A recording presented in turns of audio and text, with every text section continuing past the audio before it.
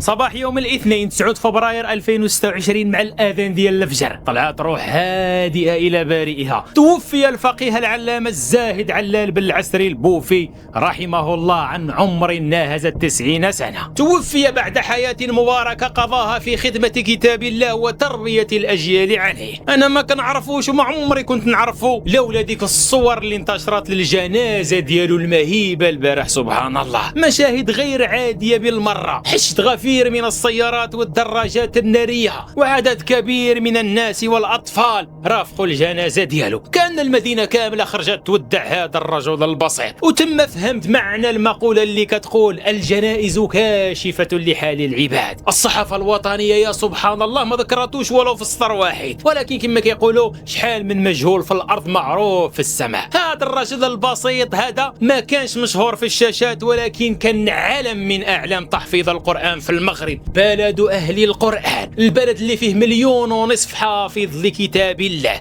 واللي للأسف الشديد كيحاولوا يسوقوا ليه بأشياء لا تمث لنا وللدين ديالنا والثقافة ديالنا بصلة. الشيخ البوفي رحمه الله دوز أكثر من 60 سنة وهو مرابط في مساجد اليوسفية، آخرها مسجد حي الراية. آلاف الحفاظ تخرجوا على يديه. تلاميذ اليوم منتشرين تقريبا في العالم كامل، حاملين لكتاب الله في صدورهم وحاملين معه أثر هذا الشيخ الجليل. كان الله يرحمه كما قالوا عليه أهل المنطقة مدرسة في الزهد والتواضع، عاش بالقليل زاهدا في الدنيا، كثير الصدقة في الخفاء، وكان كيراعي كرامة الفقراء وكيعطي بلا ما يجرح مشاعر حتى شي واحد، وكان راسم متقن للقرآن الكريم. تلقى روايته عن الشيخ الطالب سيدي محمد بن عزوز بن حنون في جامع القرويين بزاوية بني يفو. يا شيخنا هذا هو المجد الحقيقي، ماشي عدد المتابعين ولا عدد المقابلات ولا عدد مرات الظهور امام الكاميرات. من بعد ذاك الفيديو ديال الجنازه ديالو بزاف ديال الناس ولاو كيتسائلوا شكون هذا الراجل هذا وشنو اللي عطاه هذا القبول العظيم في قلوب الناس. هادشي ما كيتعطاش لاي واحد، والجواب بسيط، انسان عاش مع القرآن فعاش القرآن معه. اخواني خصنا ضروري نتخلوا على ديك الفكره النمطيه اللي تزرعت في عقولنا على الفقيه والفقهاء، ديك الصوره اللي خدم المستعمر مزيان باش يشوهها ملي حاول يسقط هيبه العلماء من قلوب المغاربه، حيث المستعمر كان عارف باللي الامه الى فقدت الثقه ديالها في العلماء ديالها فقدات البوصله. اخواني اخواتي هادو هما اهل الله،